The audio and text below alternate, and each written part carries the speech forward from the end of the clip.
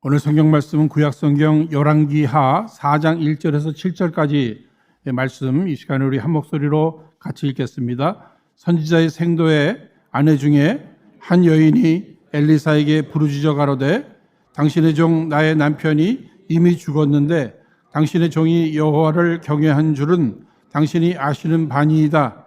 이제 체주가 이르러 나의 두 아이를 취하여 그 종을 삼고자 하나이다. 엘리사가 저에게 이르되 내가 너를 위하여 어떻게 하랴? 내 집에 무엇이 있는지 내게 고하라. 저가 가로되 계집종의 집에 한 병 기름 외에는 아무것도 없나이다. 가로되 너는 밖에 나가서 모든 이웃에게 그릇을 빌라. 빈 그릇을 빌되 조금 빌지 말고 너는 내 두 아들과 함께 들어가서 문을 닫고 그 모든 그릇에 기름을 부어서 사는 대로 옮겨 놓으라. 여인이 물어가서 그 두 아들과 함께 문을 닫은 후에 저희는 그릇을 그에게로 가져오고 그는 부었더니 그릇에 다 찬지라. 여인이 아들에게 이르되 또 그릇을 내게로 가져오라. 아들이 가로되 다른 그릇이 없나이다 하니 기름이 곧 그쳤더라. 그 여인이 하나님의 사람에게 나아가서 고한데 저가 가로되 너는 가서 기름을 팔아 빚을 갚고 남은 것으로 너와 내 두 아들이 생활하라 하였더라. 아멘. 오늘 이 시간에는 허락하신 본문의 말씀을 중심으로 늘 희망이 되시는 하나님이 채우시리라 라는 제목으로 함께 은혜를 나누고자 합니다. 오늘 제목 한번 따라 하시겠습니다. 늘 희망이 되시는 하나님이 채우시리라. 여러분 믿으시죠? 요즘 방송이나 또 신문 또 그리고 우리들 주변에서 들려오는 소리를 들어보면 모두가 희망이 없다는 이런 소리들을 많이 합니다. 희망이 없어, 희망이 없어, 희망이 없다니까 이런 얘기들을 많이 해요. 심지어는 젊은이들도 동일하게 이런 얘기들을 합니다. 도대체 무엇이 희망이길래 희망이 없다고 이렇게들 이야기하고 있는가? 많은 경우 자기 생각, 자기 판단에 볼 때 희망이 없는 거예요. 더 나아가서 주변 사람들의 공통적인 이야기를 들어보니 또 희망이 없다고 이야기합니다. 특히 이 전문가들의 이야기, 희망이 없다. 이런 얘기 들으면 또 희망이 없는 거예요. 그러나 우리 하나님 믿는 사람들은 도대체 우리의 희망이 무엇인가? 사랑하는 여러분, 우리 하나님이 우리의 희망 되심을 꼭 믿으시기를 주의 이름으로 축원드립니다. 하나님이 우리의 희망이 되시기 때문에 우리는 절망할 필요가 없다는 얘기예요. 예수 믿는 사람들은 희망이 없다는 얘기 할 수 없다는 얘기입니다. 여러분 잘 아시는 종교개혁가 마르틴 루터가 종교개혁을 이루어가는 이 과정 속에 하루는 매우 좌절과 실망에 빠졌습니다. 이때 그의 아내 카타리나가 아주 검은 상복을 입고 그 앞에 있습니다. 나타났습니다. 누가 죽었어? 예, 하나님이 죽었어요. 하나님이 죽다니 무슨 소리야? 하나님이 죽지 않았으면 당신이 왜 이렇게 실망하는 거예요? 그럼 무슨 얘기인지 아시겠죠? 하나님이 우리의 희망이신데 하나님 희망 되시는 하나님이 살아계시는 한 우리는 그 어떠한 환경 속에서도 실망이나 좌절을 할 수 없다. 이것을 이야기해 주고 있는 것입니다. 하나님은 지금도 살아계십니다. 우리 꼭 믿으십시다. 세상은 희망이 없다고 우리를 향해서 얘기하지만 하나님 살아계시기 때문에 내게는 늘 희망이 있다. 어느 가정의 이야기도 들어봤습니다. 남편이 당뇨 합병증으로 3년간 누워 있습니다. 1년 전부터 아내가 나가서 일을 했는데 이런저런 일로 인해서 또 일도 그만두게 됐어요. 아직 아이들은 어린데 울면서 이 여인이 얘기하는 내용을 들어본 적이 있습니다. 이런 이야기를 들으면 여러분들 가운데 말로는 이야기하기 어렵지만, 아니 똑같은 내용은 아니지만 사실 나도 우리도 이런 형편입니다. 참 어렵습니다. 이런 일 저런 일로 인해서 절망적인 어떤 상황, 절망적인 그 환경들을 지금도 걸어가고 계신 분들이 분명히 있는 것입니다.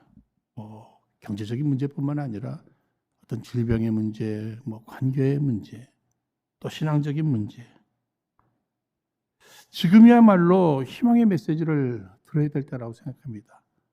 오늘 전해지는 이 말씀이 여러분들에게 희망으로 찾아와 주시기를 주의 이름으로 축원드립니다. 오늘 함께 읽으신 이 본문의 말씀, 절망 가운데 있는 한 가정이 소개되고 있어요. 여러분 여기 1절에는 한 선지생도의 아내가 소개되고 있습니다. 그러니까 지금으로 이야기한다면 신학 공부하시는 그 전도사님의 아내가 소개되고 있는 것입니다. 전도사님 사모님이 소개되고 있는 거예요. 이 전도사님이 자기 아내와 아직 어린 아들 둘을 남기고 그냥 죽었어요. 게다가 그냥 죽은 것이 아니라 빚까지 남기고 죽었어요. 여러분 이런 현실 얼마나 힘들겠습니까? 이 여인은 빚을 갚을 능력이 없어요. 그래서 아들들이 이제 노예로, 종으로 팔려갈 수밖에 없는 이러한 현실입니다. 여러분 잘 아시는 대로 구약의 율법은 어떤 사람이 정해진 시간 안에 빚을 갚지 못하면 본인이든지 그 자녀까지 노예가 되는 이러한 것을 통해서 이렇게 변제받는 이러한 제도가 있었습니다. 합법화된 거예요. 게다가 2절 말씀을 보시면 이 집에 남은 것은 기름 한 병밖에 없어요. 그러니까 빚을 갚을 능력도 없고 또 앞으로 먹고 살 이러한 형편도 안 되는 것입니다. 그러니까 이 엄마, 아내 된 이 여인은 얼마나 지금 절망감을 느끼겠습니까? 여러분 이 가정에 대해서 한번 잘 생각해 보세요. 4절 말씀 보시면은요, 당시 그 바알 숭배가 정말 가득한 이러한 환경 속에서 여호와 하나님을 경외하는 가정이었어요. 특히 죽은 이 선지생도는 여호와 하나님을 경외하는 이런 인물입니다. 여호와 하나님을 경외하는 사람, 그 가정에 아니 온 가족이 다 하나님을 경외하는 가정에 이런 절망적인 일들이 찾아왔다는 거예요. 그러니 이것도 굉장히 실망스러운 일 아니겠습니까? 오늘 우리가 신앙생활하면서 내가 누구보다도 예배도 열심히 드리고 누구보다도 헌신을 다 해서 봉사하고 섬기고 그러는데 아니 내게 우리 가정에 이런 어려움이 찾아온단 말인가? 원망스러울 수도 있을 거 아니겠어요? 특히 내가 세상 다 등지고 주의 길을 걷겠다고 나섰는데 아니 내게 우리 가정에 이런 어려움이 찾아온다. 이거 있을 수 있는 일입니까? 하고 막 분노하고 불평하고 그럴 수 있잖아요. 그런데 여러분 늘 말씀을 드립니다만 정말 하나님의 섭리 안에서 우리 앞에 이런 일 저런 일이 찾아오잖아요. 하나님의 주권 속에. 그리고는 또 하나님께서는 그러한 상황 속에 내가 어떤 태도를 취하고 있는가 이런 것들을 보고 계시고 주님이 원하시지 않는 이러한 태도들이 있고 원하시는 이러한 자세, 이러한 수고들이 분명히 있는 것을 우리가 보게 됩니다. 좋은 일이 찾아올 때 나는 어떤 반응을 보이고 있는가? 내게 어려움이 찾아올 때 나는 어떤 반응을 하고 있단 말인가? 하나님이 다 보고 계시다는 거예요. 또 주변도 또 보고 있고요. 그러면 이 절망스러운 이런 상황 속에서 내가 취하지 말아야 될 태도가 있다면 무엇일까? 먼저는 두려움이에요, 두려움. 이 두려운 마음, 특히 미래에 대해서 아무것도 없는데, 남편은 죽었는데, 경제적으로 지금 어려운데, 어떻게 하지? 오늘 우리 장로님도 그런 기도해 주셨습니다만, 사랑하는 여러분, 우리 앞에 보여지는 이 문제들이 있잖아요. 그 문제를 바라볼 때마다 그 문제만 바라보지 마시고 그 문제보다 더 크신 하나님을 바라보시기를 주의 이름으로 축원드립니다. 여러분 보세요. 이스라엘 백성들 출애굽한 후에 그 구원받은 백성들이에요. 홍해를 만나게 됩니다. 앞에는 홍해, 뒤에는 애국 군대가 공격하고 있어요. 이러지도 못하고 저러지도 못하는 이런 상황 속에서 두려움에 사로잡힙니다. 그때 모세는 뭐라고 얘기하고 있습니까? 두려워하지 말라는 거예요. 너희는 두려워 말고 가만히 있어. 여호와께서 행하시는 일을 보라. 하나님을 바라보고 하나님이 하시는 일들을 보게 될 것이다. 이것을 이야기하고 있습니다. 여러분 이사야서 41장 10절 말씀은 잘 아시죠? 우리 한번 같이 읽도록 하겠습니다. 시작. 두려워 말라. 내가 너와 함께 함이니라. 놀라지 말라. 나는 내 하나님이 됨이니라. 내가 너를 굳세게 하리라. 참으로 너를 도와주리라. 참으로 나의 의로운 오른손으로 너를 붙들리라. 하나님께서 이렇게 약속해 주신 거예요. 이 약속 붙들고 주님 바라보는 거예요. 문제가 아무리 크게 보여도 내가 믿는 하나님, 내가 지금 바라보고 있는 하나님이 더 크시다. 두려움에서 해방될 수 있는 비밀은 하나님 바라보는 거죠. 하나님을 믿는 거예요. 약속을 믿는 거예요. 어느 목사님이 이런 말씀하셨죠. 아침에 우리가 일어나면 두 손잡이가 우리 앞에 보여지게 된다. 하나는 두려움의 손잡이고 하나는 하나님을 믿는 손잡이다. 아침에 일어나서 무엇을 잡고 시작하느냐, 두려움, 이거 붙잡으면 하루 종일 두려운 마음으로 사는 것이고, 하나님을 믿는 그 믿음의 손잡이를 잡으면 온종일 두려움에서 해방되고 담대히 살아갈 수 있게 되는 것이다. 내가 무엇을 선택할 것인가? 중요하다는 얘기죠. 얼마 전 BBS 때도 어떤 꼬마가 막 달려가다가 넘어집니다. 울죠? 아빠가 그것을 보고서 손을 내밀어 주는 거야. 아빠 여기 있어. 손을 내밀어 줘. 그 애가 그 손을 잡고 또 일어나서 아까처럼 또 놉니다. 오늘 우리도 마찬가지예요. 이런저런 일로 인해서 넘어질 수 있잖아요. 넘어지면 아프잖아요. 속상하잖아요. 창피하잖아요. 괴롭습니다. 그래서 울 수도 있어요. 그런데 주의 음성이 들려오는 겁니다. 내가 여기 있다. 아빠 여기 있다. 그러면서 내게 손을 내밀어 주시는 거예요. 여러분, 그 음성 듣고 그 손 붙잡고 다시 일어나시기를 주의 이름으로 축원드립니다. 오늘 예배하신 여러분, 어떤 일로 주저앉아 계십니까? 어떤 일로 속상하시고 무슨 일이 여러분들을 그렇게 괴롭게 하세요? 정말 여러분들도 희망이 없다고 생각하십니까? 그래서 낙심해서 계속 울고만 계시겠어요? 아니에요. 내니 두려워 말라 하시면서 내게 다가와 손 내밀어 주시는 주님의 손을 붙드시기를 바랍니다. 이런 고난과 실패, 또 더 나아가서 생각지도 않은 어려움이 찾아왔을 때 우리는 두려워할 뿐만 아니라 낙심하잖아요. 여러분, 이 낙심이라고 하는 것은 이건 마귀가 좋아하는 마음입니다. 더 나아가서 마귀가 우리에게 낙심을 자꾸 심겨주는 거예요. 끝났어. 희망 없어. 그러나 우리 하나님은 어떻죠?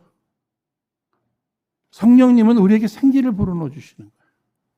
사람이 낙심하면은요, 아무리 정말 좋은 일이라 해서 열심히 하다가도 낙심이 찾아오면 그냥 다 놓고 싶은 거예요.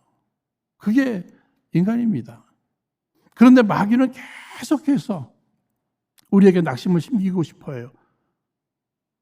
이때에 낙심의 늪에 빠지지 않기 위해서는 예수 이름으로 낙심을 내가 쫓으셔야 돼요.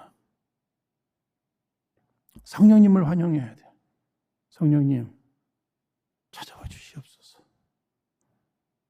내 안에 이 낙심, 이거 물리쳐 주시고 성령님이 생기를 부어 주셔서 그 생기로 인해서 다시 살아나는 이런 일들. 여러분 시편 43편 5절 말씀 한번 다 같이 또 읽도록 하겠습니다. 시편 43편 5절 제가 읽겠습니다. 내 영혼아 내가 어찌하여 낙심하며 어찌하여 내 속에서 불안해하는가? 너는 하나님께 소망을 두라. 나는 그가 나타나 도우심으로 말미암아 내 하나님을 여전히 찬송하리로다. 여러분, 나의 영혼을 향해서 왜 낙심하고 있는 거예요? 하나님 살아계시는데. 약해지지 마셔야 돼요. 약해지지 마십시오.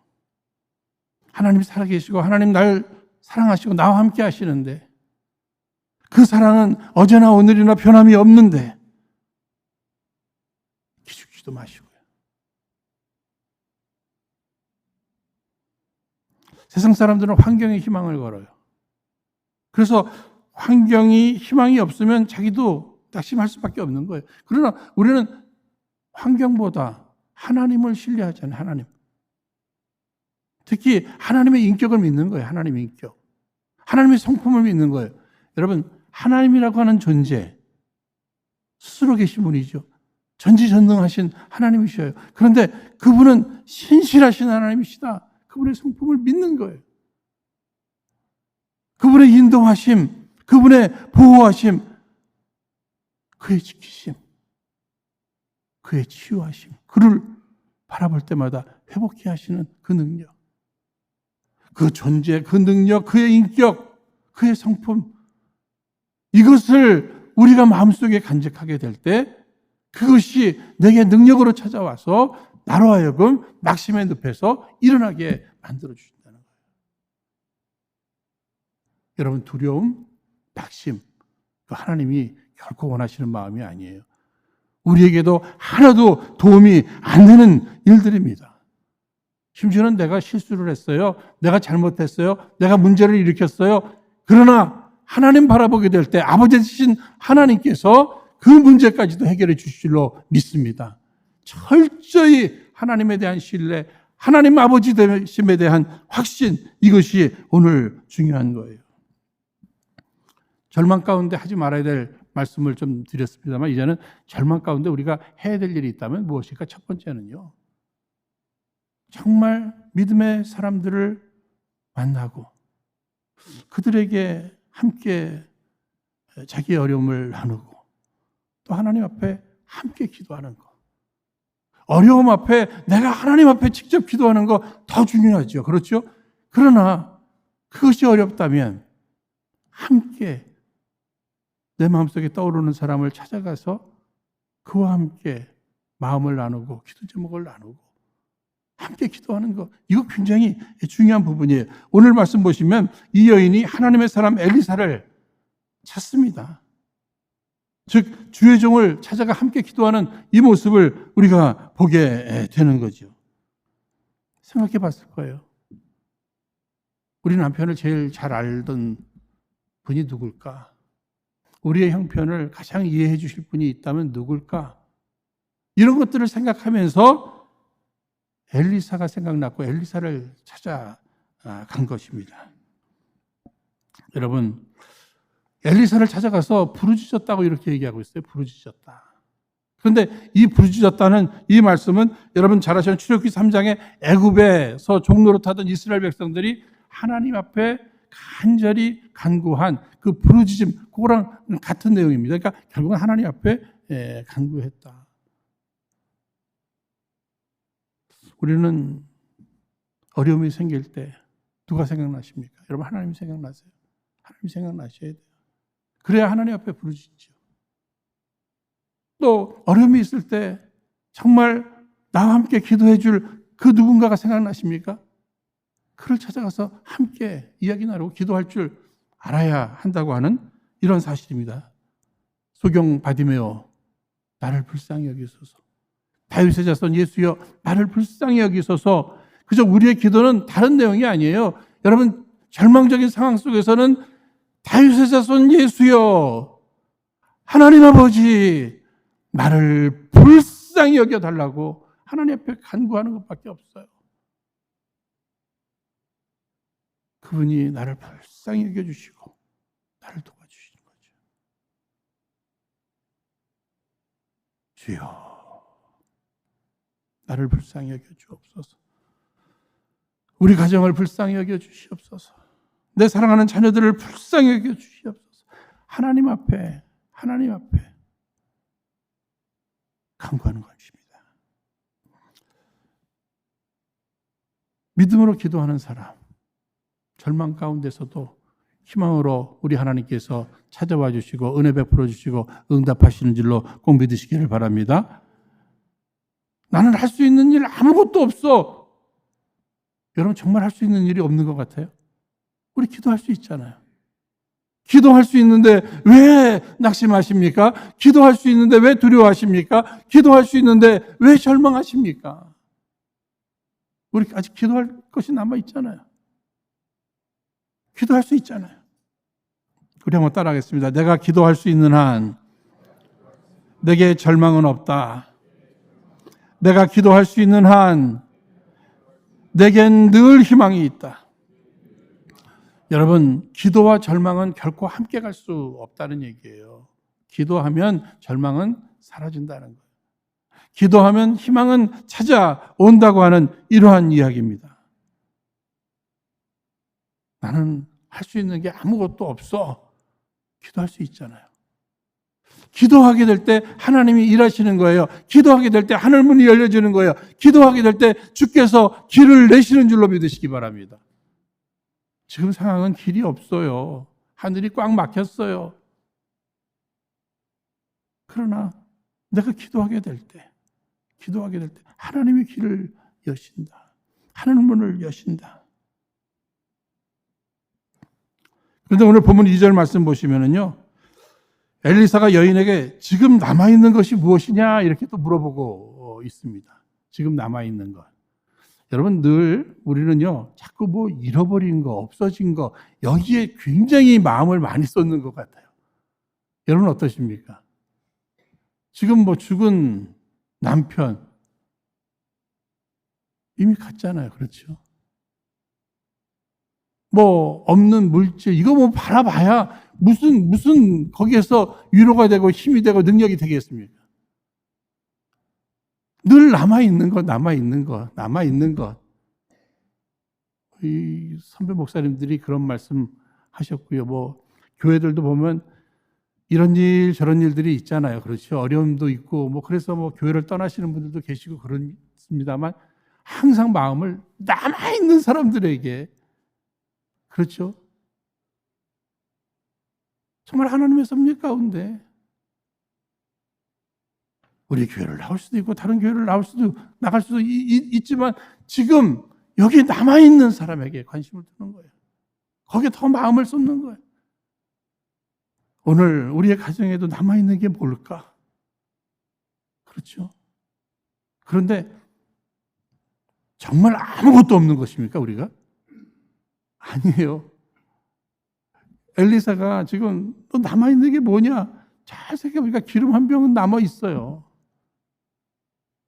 정말 아무것도 없는가? 아니 아무것도 없습니다. 그러면 성령님이라도 계시잖아. 그렇죠? 여러분 성경에서 성령님, 이 기름은 성령을 의미하잖아요. 그렇죠? 그러니까 우리는 아무것도 없어도 성령님으로 인해서 다시 시작할 수 있는 사람들이에요. 그런데 하나님의 섭리 가운데 하나는 뭐예요? 그 있는 거. 사람들은 그 별것이라고, 이 별거 아니잖아. 뭐 이렇게 생각하는 거, 하찮게 생각하는 거. 그것을 통해서 역사하시기를 기뻐하시는. 우리 하나님은 무에서 유를 창조하신 분이시잖아요. 전능하신 하나님이시니까 혼자서도 다 하실 수 있겠습니다만 오늘 우리에게 남아있는 그것을 통해서 일하시기를 기뻐하신다. 지금 남아있는 기름 한 병을 통해서 역사하시기를 원하셨다는 거예요. 아직 남아있는 것이 무엇이냐? 아직 남아있잖아. 여러분 오병이어의 사건 잘 아시죠? 남자 장정 5,000명을 먹였어요. 무엇을 통해서? 한 어린아이의 도시락 하나를 통해서. 얼마 전에도 말씀을 나눴습니다만 그 큰 골리앗, 그 무서운 골리앗, 어느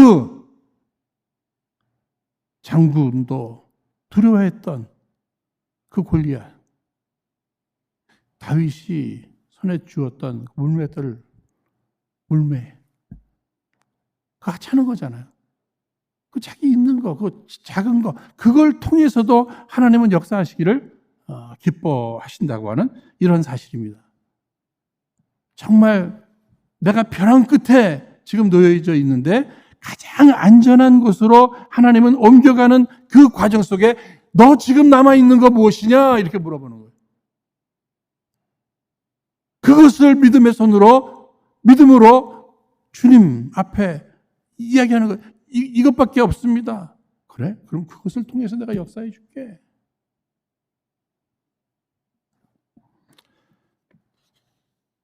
그러므로 절망 가운데 늘 생각해 봐야 합니다. 아직 남아있는 게 뭘까? 주님, 이게 아직 남아있네요. 주님, 여기에 축복해 주세요. 여기에 은혜를 베풀어 주세요. 여기에 기름 부어 주세요. 믿음으로 때로는 주의 손에 올려드릴 줄도 알아야 하는 것입니다. 3절 말씀 보시면 엘리사는 여인에게 할 수 있으면 모든 이웃에게 많은 숫자의 빈 그릇을 빌려오라. 이렇게 얘기했어요. 빈 그릇 빌려와. 빈 그릇 빌려오라고. 그러면 어떤 뉘앙스가 있는 거예요? 빈 그릇 빌려오면 내가 채워줄게. 빈 그릇 빌려오라는 이 말씀 앞에 정말 믿음이 없으면 빈 그릇 빌려올까요? 안 빌려와요. 믿음이 적으면 조금 빌려와요. 그러나 믿음이 크면 채워주실 줄로 믿고 빈 그릇을 많이 빌려올 수 있다는 거예요. 문제는 내가 믿음이 없느냐, 조금 있느냐, 믿음이 큰가, 이것이 굉장히 중요한 거예요. 빌려온 그릇 다 채워졌죠? 다 채워졌습니다. 다시 말씀드리면 우리가 준비한 그릇만큼 주께서 은혜와 축복, 응답을 허락해 주실 줄로 믿습니다. 준비한 그릇에 그것에 부어주시는 거예요. 근데 무슨 믿음의 그릇이죠? 믿음의 그릇. 여러분 사도행전 9장 15절은 사도 바울을 가리켜서 이 사람은 내 이름을 이방인과 임금들과 또 이스라엘 자손들 앞에 전하기 위하여 택한 나의 그릇이다. 사도 바울을 향해서 사도 바울은 큰 그릇이죠. 큰 그릇이에요. 여러분 과거 여러분들 그 비 오는 날 물 받아놓기 위해서 어떻게 그릇들 준비들 하셔서 결과를 보면 뭐예요? 큰 대화를 준비하면 물이 많이 모아지게 되는 거예요. 조그만 그릇을 준비했어요. 그만큼밖에 안 모아지는 거예요. 그러니까 하나님 앞에서는 늘 그릇을 준비해야 되는데 이왕이면 큰 그릇을 준비하시기를 주의 이름으로 축원드립니다. 그래서 여러분 잘 아시는 시편 81편 10절 내 입을 넓게 열라 내가 채우리라. 입을 크게 여는 만큼 믿음의 그릇을 준비한 만큼 주님이 채워주시겠다. 이것입니다. 여러분 큰 믿음하면 그 백부장 믿음 아시잖아요.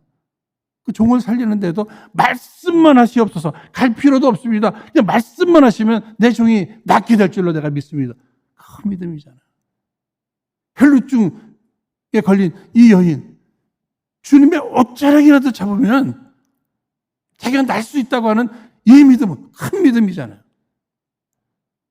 오늘 주님은 그런 큰 믿음의 그릇이 오늘 우리들 안에 준비되기를 원하고 계신다고 하는 사실입니다. 그런데 그릇을 준비하는데 어떤 그릇 준비하라고 그랬죠? 빈 그릇이에요. 빈 그릇. 못이 채워져 있는 그릇을 갖고 오면 안 된다는 거예요. 빈 그릇. 그래서 지혜로운 사람은요.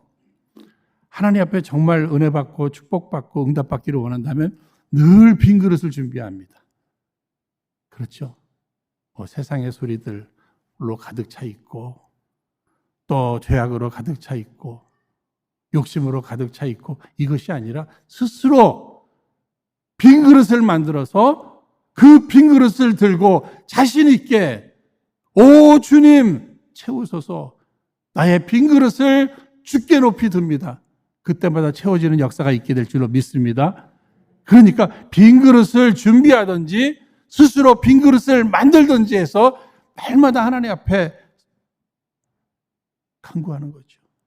오 주님 채우소서. 마침내 놀라운 기적을 체험하게 될 줄로 믿습니다.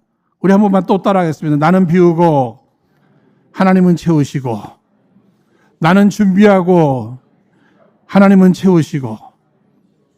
그런데 4절 말씀을 보시면 엘리사는 여인에게 두 아들만 데리고 집에 들어가서 문을 닫고 빌려온 빈 그릇에 기름을 부으라고 했어요. 우리 한번 4절 같이 읽겠습니다. 시작. 너는 내 두 아들과 함께 들어가서 문을 닫고 그 모든 그릇에 기름을 부어서 차는 대로 옮겨 놓으라. 여러분 여기 지금 중요한 말이 집에 들어가서 문을 닫고 우리가 기도할 때 어디 가서 기도할 때 하나님께서 크게 응답하신다 그랬어요. 예수님은 골방에 들어가서 그렇죠. 그 무슨 의미가 있는 거예요? 문을 닫으라는 얘기는 뭐예요? 세상의 소리가 안 들리게 그냥 문 닫아버리라는 거예요. 이런저런 훈수들, 이런 거, 뭐 의심의 이야기, 다 문 닫아버리라는 거예요. 이 이야기는 곧 하나님에게 집중하라는 얘기예요. 하나님 앞에 집중하라는. 정말 응답을 사모하는 사람은 하나님 앞에 집중할 줄 알아야 돼요. 왜 응답이 더디지? 한번 생각해 보세요. 정말 하나님 앞에 집중했는가? 정말 기적의 역사가 필요하고 기적을 사모한다면, 응답을 사모하고 은혜를 사모하고 축복을 사모한다면 어떻게 하시겠어요? 하나님 앞에 집중하시기를 바랍니다. 그 의미가 문을 닫고예요. 문을 닫고. 하나님만 기대한다는 거예요. 예배 시간도 마찬가지예요. 누가 응답을 받고 돌아가는가? 예배에만 집중하는 사람만이 응답을 받고 돌아가는 거예요. 은혜 받고 돌아가는 거예요. 마지막 4절에 왜 아들들과 함께 자기 집에 들어가 빈 그릇에 기름을 부으라고? 아들들과 함께. 여러분 가정의 문제, 가정하면 부모, 자녀 다 가정이에요. 그죠? 하나님의 역사 앞에, 특히 하나님의 그 기적의 역사 앞에, 아니 지금 우리의 여러 가지 좌절스럽고 어려운 낙심스러운 이러한 일 앞에 부모들이 어떻게들 하죠? 야, 너희들은 가서 공부해. 공부. 아니 빨리 가서 자. 이거는 어른들이 해결할 테니까. 그렇게 하지 말라는 얘기예요. 하나님이 어떻게 역사하시는지 아이들에게 말로만 전해줄 것이 아니라 함께 체험할 수 있도록 보여주라는 얘기예요. 보여주라는 얘기. 저도 그런 소원이 있어요. 아이들에게 물려줄 재산은 없지만 하나님 살아계시고 하나님 우리를 사랑하시고 함께 하시고 어려움은 있을 수 있으나 하나님께서 기적과 같은 역사를 보여주시는 것을 함께 보기를 원하는 거예요. 그래서 함께 집에 들어와서 함께 들어와서 특히 이 아이들 참 보세요. 엄마가 어려움 속에서도 믿음으로 간구하고 믿음으로 응답받아서 아이들한테 얘기했잖아요. 그렇죠? 그랬더니 아이들이 순종하지요. 그릇을 빌려오잖아요. 믿음으로 그릇을 빌려오라고 하고 그들도 순종함으로 그릇을 빌려왔어요. 어려움이 있을 때마다 온 가족이 함께 손을 잡으시기를 주의 이름으로 축원드립니다. 손만 잡는 것이 아니라 마음을 모아서 하나님 앞에 집중해서 주님 바라보시고 주의 말씀에 순종해 갈 때 기적을 눈으로 보게 될 줄로 믿습니다. 하나님의 은혜는 우리가 준비한 믿음의 그릇만큼 하나님의 축복도 그렇고요. 하나님의 응답도 준비한 믿음의 그릇만큼 채워주는 것입니다. 이제 오늘 7절 말씀을 보시면 다 해결됐어요. 그죠? 빚도 다 갚을 수 있고 또 먹고 살기도 됐다는 얘기예요. 여러분 필요한 부분들이 분명히 있으시죠? 우리의 희망은 누구라고요? 하나님이에요. 하나님을 집중해서 온 가족이 마음 묶어서 기도하면서 주님 앞에 집중해 보세요. 주께서 하나님의 때에 풍성히 채워주시기를 주의 이름으로 축원드립니다. 우리 이 시간에 허락하신 말씀 붙들고 함께 기도하겠습니다. 우리의 희망이 되신 우리들의 하나님 아버지, 이 시간도 간절히 간구하오니 우리의 절망스러운 상황을 이제 희망으로 바꾸어 주시옵소서. 사랑하는 전능하신 주님, 우리 가운데는 지금 무서운 질병으로 고난 가운데 있는 성도들이 계십니다. 극심한 경제적 어려움으로 절망 가운데 있는 성도님들도 계십니다. 뿐만 아니라 참으로 안타까운 관계의 문제로 인해 남몰래 신음하는 성도님들도 계십니다. 주님, 저들 모두를 불쌍히 여겨 주옵시사. 우리로 두려워하지 말고 낙심하지도 말고 오직 기도와 간구 가운데 평강을 누리며 아버지 하나님 앞에 집중해서 믿음으로 응답받을 믿음의 그릇을 준비하게 하여 주옵소서. 준비된 믿음의 그릇 위에 놀라운 응답이 가득가득 채워 넘쳐나게 하여 주옵소서. 감사하옵고 참으로 귀하신 예수님 이름으로 기도하옵나이다. 아멘.